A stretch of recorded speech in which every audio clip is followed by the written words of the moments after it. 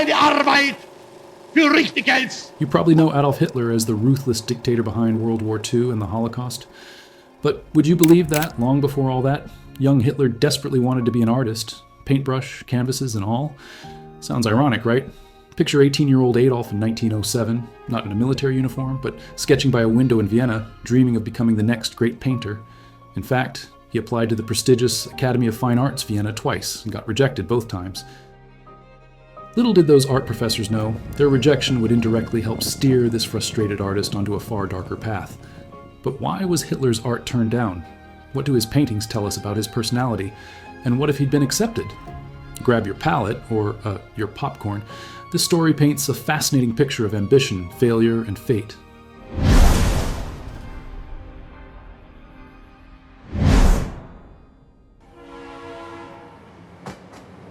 It all started with a dreamy, determined kid. After his father's death, young Adolf finally felt free to pursue art. In 1907, he moved to Vienna, portfolio in hand, and sat for the Academy's entrance exam. He was so confident he'd pass, he later admitted he thought it would be child's play. Spoiler alert, it was anything but child's play. The Academy's verdict? Nein, danke. Hitler failed to make the cut. The news hit him like a bolt from the blue, he said. He was shocked. Imagine thinking you're a shoo-in, only to get a cold rejection letter calling your drawings unsatisfactory. Ouch. Hitler was so embarrassed by this failure that he hid it from everyone, even his own mother. She died a few months later, never knowing her son's big dream had crashed and burned. But Adolf wasn't ready to give up yet. He decided to try again the next year. Surely the first rejection was a fluke, right? In 1908, he submitted a new portfolio and braced for the 2-day entrance exam all over again. This time the Academy didn't even bother stringing him along. They rejected him outright on the first round. Double failure. For a second time, no, Herr Hitler, your art just isn't up to snuff. So what was wrong with Hitler's art? By many accounts, his work was technically okay. Not terrible, but nothing special. He could copy architecture and landscapes adequately, but he had no personal style or creative spark. Essentially, he painted like a human camera, capturing details but missing any soul. A big red flag was that Hitler avoided drawing people. Most of his paintings are of buildings, streets, and landscapes, often completely empty of life. Take one example, a watercolor of Munich's old courthouse courtyard. It's neat and precise, but it looks like a ghost town. There's not a single person in sight, just an eerie, trickling fountain in an abandoned square. An art curator reviewing Hitler's works observed, in terms of draftsmanship, he's proficient, but the more I look at this, the less life I see. To understand this emptiness better, let's zoom in on a few of his actual works. This painting is one of Hitler's more refined pieces. The architecture is rendered with care. Arches, windows, statues, all in perfect symmetry. A few streetcars and tiny human figures float in the scene, but they're little more than smudges. The real subject isn't the people, it's the building. Everything feels static, controlled, lifeless. It's beautiful, but in a cold, postcard kind of way, like a world where people exist only as background noise. This landscape should feel peaceful, a quiet lake, alpine trees, a rustic house. But the scene is eerily empty. No people, no animals, no movement. Even the trees and water seem frozen in place. It's the kind of peace that feels deserted, like the world has been evacuated.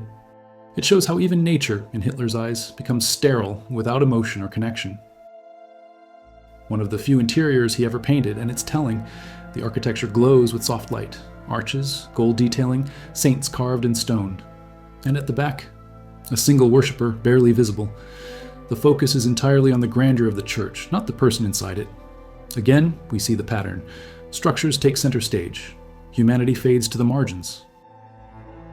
Looking at these three works together, you start to see a theme. Hitler wasn't painting what he felt. He was painting what he could control. Order, symmetry, stillness. His art lacked the messiness of emotion, the spark of life, and in an art world that was exploding with impressionism and expressionism, where color and chaos and feeling ruled, Hitler's style looked like it belonged to a different century. After the second rejection, Hitler's pride was shattered. This was a young man who had staked his entire identity on being an artist. Now that identity was in tatters. Desperate for answers, he even confronted the school's director, demanding to know why he was rejected. The reply was brutal.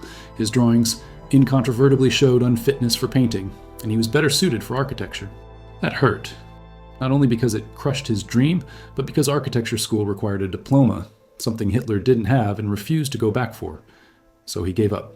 He spiraled into bitterness, living in men's hostels, selling cheap postcard sketches of Vienna to scrape by. It was during these years that something darker started brewing. He grew isolated, angry, obsessed with politics. He later blamed Jews, modernism, and the very people who rejected him for his failures. And while it's impossible to say for sure that 2 failed art school applications caused the horrors to come, they certainly played their part in shaping his path. Because here's the haunting part. Even in his early art, you can catch glimpses of what came later. The obsession with order over people, with control over emotion, with grandeur over empathy. His paintings may not be evil, but they are empty, and that emptiness feels disturbingly familiar. Now for the $1 million what if. What if the Academy of Fine Arts had said, "Willkommen, Herr Hitler," and accepted him? It's a question that has tantalized historians and the public for decades. Even the Academy's own archives acknowledge the dramatic irony. Had young Adolf been accepted, he might have become a recognized painter and never entered politics. Just imagine an alternate timeline where Hitler lives out his days painting European rooftops and opera houses. Known maybe for postcards, not genocide. It sounds almost absurd that the fate of the world could hinge on an art school rejection letter. But sometimes history turns on small hinges, and this was one of them. Hitler's paintings are more than historical curiosities. They're a window into a personality that craved structure but couldn't handle the complexity of human feeling. They show someone obsessed with beauty, but blind to empathy, a technician without a soul. And when that kind of person is given power instead of a paintbrush, the consequences are catastrophic. In the end, it's chilling to think that the man who wanted to fill the world with art ended up draining it of life, that a few failed sketches might have echoed into one of the darkest chapters of human history, and that sometimes the most dangerous thing isn't a bad artist. It's one who gave up and turned to something far, far worse.